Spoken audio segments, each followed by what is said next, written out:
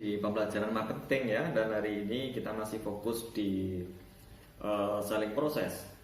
Setelah di video sebelumnya kita sudah bahas tentang pre-selling, proses, bahkan kita sudah bicara tentang sales closing. Berarti kita sudah melaksanakan tahapan-tahapan proses penjualan dengan bagus kan, mulai dari database sampai sales closing. Cuma kita kembalikan kepada tenaga penjual.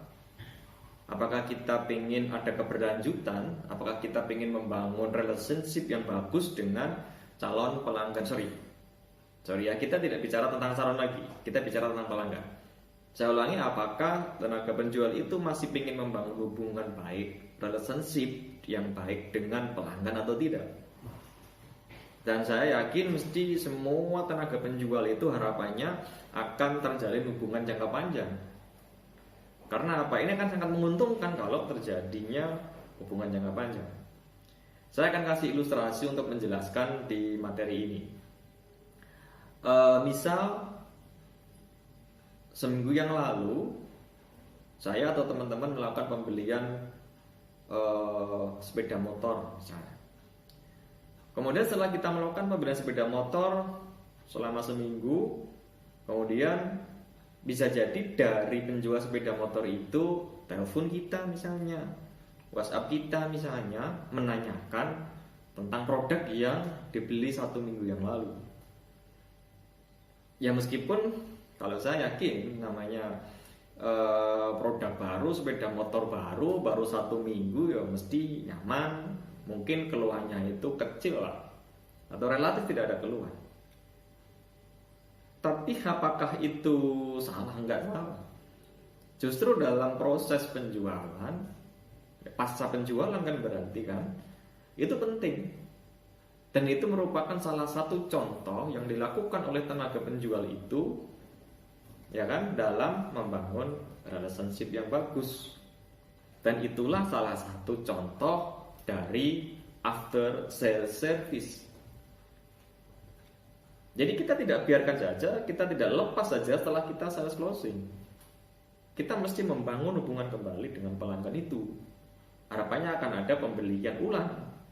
Harapannya akan ada ketersediaan, kemauan, bahkan secara sukarela dari pelanggan kita itu untuk menceritakan produk-produk kita itu kepada orang lain, kepada tetangganya, kepada keluarga yang lain, atau kepada saudara-saudaranya. Kalau itu terjadi maka kita diuntungkan. Saya ulangi, maka kita diuntungkan.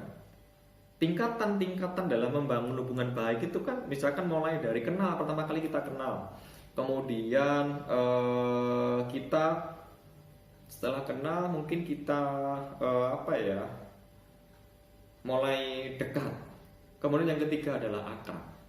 Nah, ketika kita sudah sampai pada tingkatan yang ketiga akrab, itu kan akan banyak keuntungan-keuntungan kita. Kalau kita akrab dengan seseorang itu kan, kadang kita tidak tanya kepada teman akrab kita itu, tapi teman kita itu justru menceritakan apa yang terjadi. Justru menceritakan mereka ada masalah apa. Justru menceritakan mereka itu butuh apa.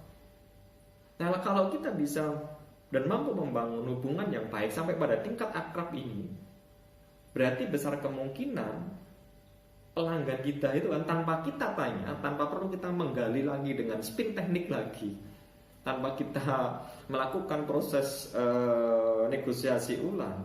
Tadi kita bicara tentang customer objection handlingnya, jadi nggak akan ada lagi penolakan karena mereka yang cerita.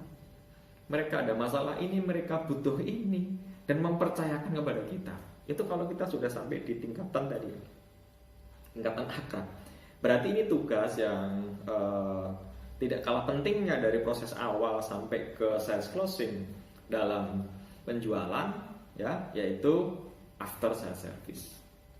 Bagaimana kita membangun hubungan yang bagus dengan pelanggan, bukan calon pelanggan karena memang telah melakukan pembelian. Nah, sekali lagi tadi saya sampaikan, itu penting ilustrasi tadi, dan itu kan sering dilakukan. Tidak hanya di otomotif, mungkin di produk-produk yang lain. Mungkin di layanan-layanan penjualan yang lain lakukan itu. Sekali lagi itu sebagai upaya untuk membangun relationship. Nah, untuk bisa sampai pada level yang akrab ini kan, berarti kan kita butuh kepercayaan. Sama sih dengan pertemanan. Kalau kita punya teman, kita punya teman akrab, orang mau akrab dengan kita itu kan kalau kita memang bisa membangun sebuah kepercayaan. Kalau kenal mungkin gampang, ya. Tapi untuk akrab ini kan tidak semua teman kita itu kan akrab. Teman akrab kita ya mungkin diantara kita yang saling memberikan kepercayaan atau trust. Sama kan tadi dalam penjualan kita harus bisa membangun kepercayaan. Nah, berarti kalau kita bisa membangun sebuah kepercayaan ini kan, berarti kita akan mampu menjadi penasihatnya misalnya.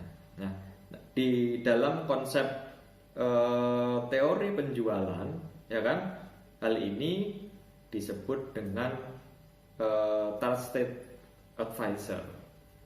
Ya, bagaimana penjual itu akan dijadikan sebagai penasihatnya, atau tadi saya sebut dengan trusted advisor. Ya, sehingga apa? Kalau ada apa-apa dia langsung kepada kita. Nah, sekali lagi untuk menjadi trusted advisor itu, ya kan, agar orang bisa dipercaya sebagai advisor itu kan syaratnya yang pertama adalah harus mampu menunjukkan bahwa tenaga penjual itu memiliki kredibilitas, bisa dipercaya kan, kredibilitas. Semakin besar kredibilitasnya, berarti orang itu akan semakin percaya dengan kita. Ya kan? Tadi yang pertama adalah kredibilitas. Yang kedua adalah reliabilitas, keandalan. Bagaimana kita punya keandalan? Ya, bagaimana kita punya keandalan atau handal? Selain kredibilitas, reliabilitas atau keandalan. Tadi adalah C-nya. Nanti kalau kita masuk dalam rumus itu adalah C, kredibilitas. Kemudian ini R adalah reliabilitas. Dan yang ketiga itu adalah I. Ya. I di sini ini maksudnya adalah intimacy. Berarti ada 3 komponen kalau kita ingin menjadi trusted advisor. Pertama adalah kita harus bisa menunjukkan kita punya kredibilitas. Kedua, kita punya keandalan. Ketiga, intimacy. Intimacy ini maksudnya adalah bagaimana kita mampu membangun relationship tadi, bagaimana kita mampu membangun kedekatan kita dengan pelanggan. Nah, berarti semakin besar C-nya, semakin besar R-nya, semakin besar I-nya, itu kan nanti komponen di trusted advisor-nya akan semakin tinggi. Tapi masih ada lagi satu hal. Ya, kita harus mampu menekan SO. Ya, kita harus mampu menekan SO. SO itu adalah self orientation. Saya ulangi, SO adalah self orientation. Nanti kalau saya masukkan dalam persamaan matematika itu kan, trusted advisor sama dengan C ditambah dengan R. C-nya adalah kredibilitas, R-nya adalah reliabilitas, I-nya adalah intimacy, dibagi dengan S dan O. S-nya tadi adalah self, O-nya adalah orientation. Semakin besar C, semakin besar R, semakin besar I, dan semakin kecil SO-nya, maka trusted advisor-nya akan semakin tinggi. Maka orang akan semakin punya kepercayaan yang tinggi kepada kita. Berarti kalau kita masukkan dalam penjualan, ketika semakin tinggi kepercayaannya, ya kan, mesti nanti akan berimpact kepada pembelian ulangnya, akan berimpact kepada kuantiti pembeliannya.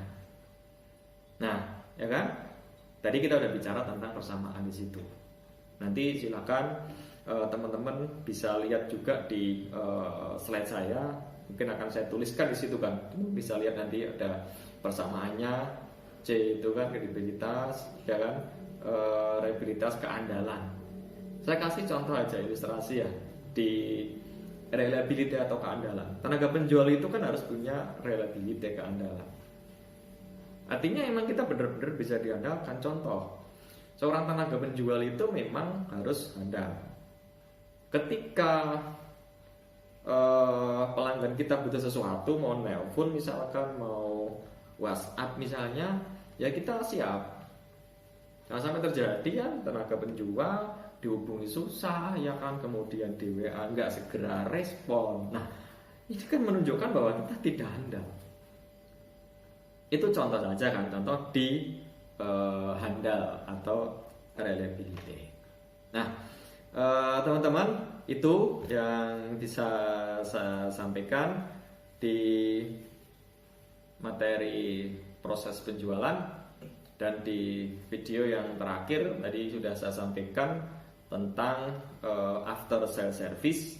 Prinsipnya bagaimana tenaga penjual itu bisa menjadi trusted advisor. Untuk penutup pada sesi ini, silakan di luar orang ngomong bahwa pembeli adalah raja, monggo terserah. Terus apa yang bisa kita lakukan sebagai tenaga penjual kalau mereka mengklaim bahwa dirinya adalah raja?